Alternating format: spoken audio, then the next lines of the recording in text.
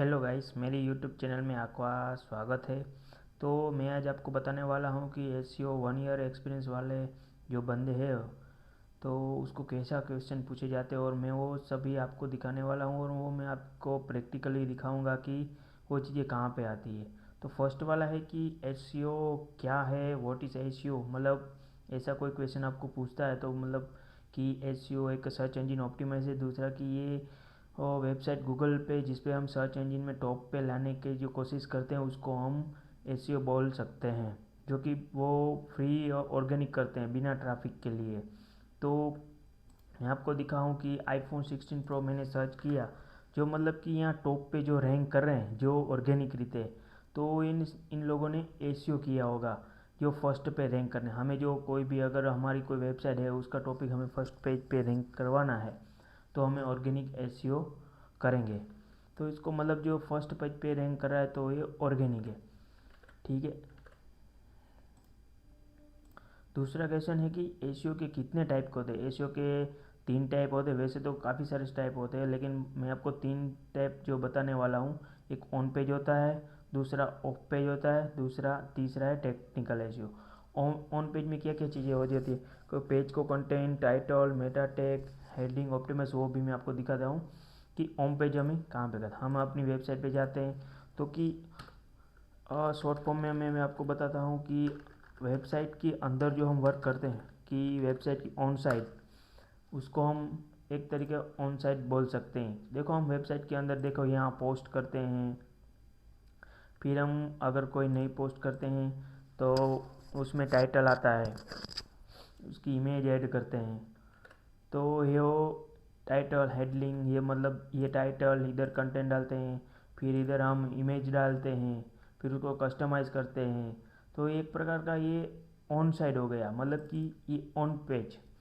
तो उसमें दूसरा है कि ऑफ पेज क्या होता है। तो एफ पेज हम वेबसाइट की कुछ भी बाहर मतलब कि बैकलिंक बनाते हैं, गेस्ट पोस्टिंग करते हैं, फिर सोशल मीडिया शेयरिंग करते हैं।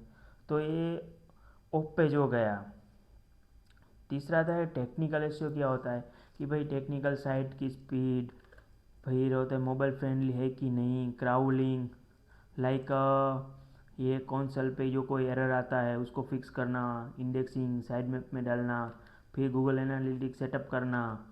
जैसे कि अभी ये मेरी वेबसाइट है तो मैं उस पर वीरो robot dot T x T पे चेक करता हूँ।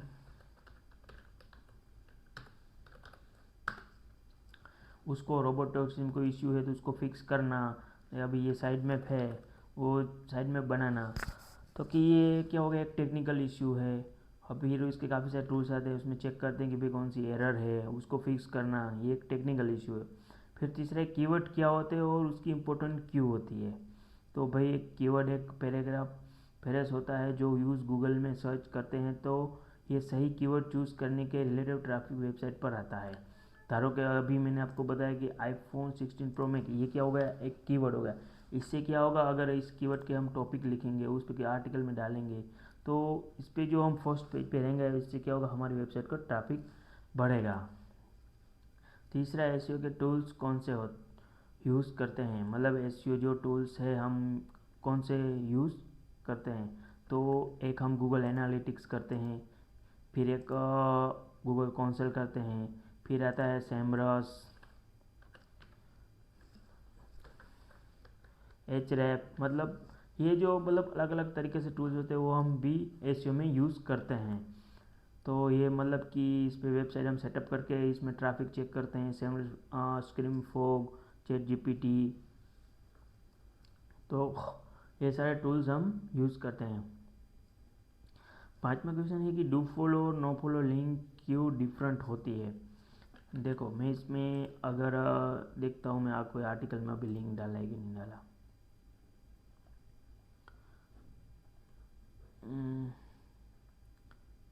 डू फॉलो मीन्स कि एक तरह का गूगल को बताता है कि भाई ये प्रॉपर, मतलब कि इसको क्या कहते हैं उसको, कि रैंकिंग इम्प्रूव करता है। देखो डू फॉलो, ये जो देखो अभी ये मैं लिंक ऐड किया है लिंक्डइन की। अभी देखते हैं हम ये कि नो फॉलो है कि डू फॉलो है। देखो यहाँ पे नो पर, हाँ रियल नो पर नो फॉलो, मतलब कि एक प्रकार की अगर यहाँ पे नो नो फॉलो होता तो ये नो फॉलो लिंक होता। अगर डू, ये डू फॉलो भी लिंक है, मीन्स कि गूगल इसको प्रिफर करेगा कि ये सही लिंक है। अगर नो फॉलो होगा तो मेरी इसको गूगल कोई इग्नोर कर देगा कि भाई ये नो फॉलो लिंक है। इससे क्या, डू फॉलो से क्या होगा, हमारी वेबसाइट की, मतलब कि हमने कोई किसी वेबसाइट पे लिंक डाला है तो उसको हमारी वेबसाइट का मतलब इम्प्रूवमेंट बढ़ेगा। यहाँ था डी, मतलब एक प्रकार का डी अथॉरिटी होती है वो भी बढ़ती है। इससे हमारी वेबसाइट का इम्प्रूवमेंट और रैंकिंग होता है। और नो फॉलो तो मैंने आपको बताया ये मतलब कि यूज़ नहीं करता, ये कमेंट में भी होता है। फिर डी ए, अभी मैंने बताया कि भाई डी ए एक वेबसाइट में हमें 100 से 100 से अंदर होता है, और वो गूगल डी ए मतलब क्या बताता है कि हमारी वेबसाइट कितनी इम्प्रूवमेंट है। अभी देखो मैं, अगर मैंने यहाँ पे अभी चेक किया था कि डी ए यार है मोज में, हमने चेक किया था मोज वाला है डी ए डोमेन अथॉरिटी, मतलब कि हमारा वेबसाइट का मतलब कि अथॉरिटी कितना है, तो ये डी ए मेंटेन करता है। उसमें ये देखो स्पाम कोर भी है, अगर स्पाम कोर जितना कम हो उतना अच्छा होना चाहिए। तो मतलब ये चीज़ें भी चेक करनी होती है। फिर बोनस रेट क्या होता है कि बोनस रेट जब कोई यूज़र एक ही पेज देख के वेबसाइट से एग्ज़िट कर जाता है तो वो बोनस रेट काउंट होता है। अभी जो देखोगे मैंने अभी ये वेबसाइट ओपन की है, वेबसाइट ओपन करने के बाद सीधा मैं चला गया तो गूगल क्या करेगा, इसका बोनस रेट चेक करेगा। भाई ये यूज़र आया सीधा चला गया तो ये क्या होगा, ये उसको काउंट नहीं करेगा। बोनस रेट जितना भी कम हो उतना अच्छा होता है। देखो मैं आपको यहाँ पे वही ये थोड़ा चेक कर लेता हूँ, नेट चलेगा नहीं। देखो इसमें अभी ये बोनस रेट नहीं दिख रहा है, पर मैं आपको कोई दूसरी वेबसाइट ले लेता हूँ, एक सरकारी जॉब करके है, मैं इसको दिखाता हूँ। देखो इस पे दिखा रहा है, देखो इसका बोनस रेट कितना है, 37.95, मतलब कि बहुत ही कम। मतलब ये कब किसी किसी का 40-50% भी होता है, 70%, तो मतलब जितना कम हो इतना अच्छा। मीन्स कि ये अभी वेबसाइट पे आया, इसने चेक किया 30 सेकंड, 25 सेकंड, 20 सेकंड, मतलब इसमें टाइम निकाला, तो इससे क्या होगा, हमारा बोनस रेट अच्छा रहेगा। तो इसको हम बोनस सेट करें, जितना भी अगर कोई बंदा आए वो उतना टाइम इसमें निकाले तो ये हमारे लिए अच्छा होगा। मतलब कि हमें जो कंटेंट लिखना बिल्कुल ही ऑर्गेनिक, मतलब कि क्लाइंट के, मतलब कि जो यूज़र है वो उसको अच्छा लगे, ताकि हमारी वेबसाइट में ज़्यादा टाइम निकले।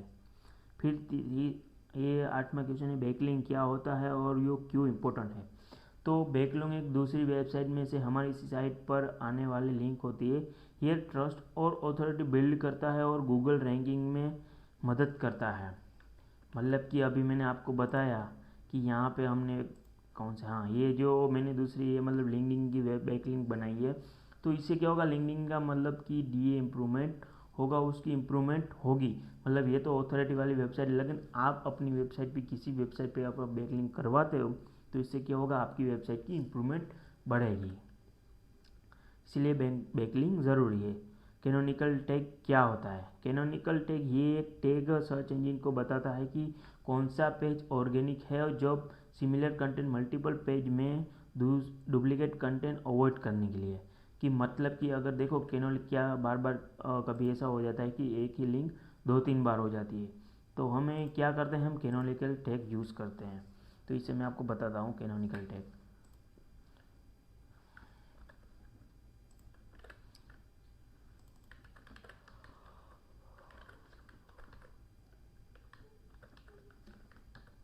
कैनोनिकल बताता है कि भाई ये एक ही लिंक है, आप इसको ही प्रीफर करो। ये रहा, मैंने इधर ऐड किया हुआ है कैनोनिकल।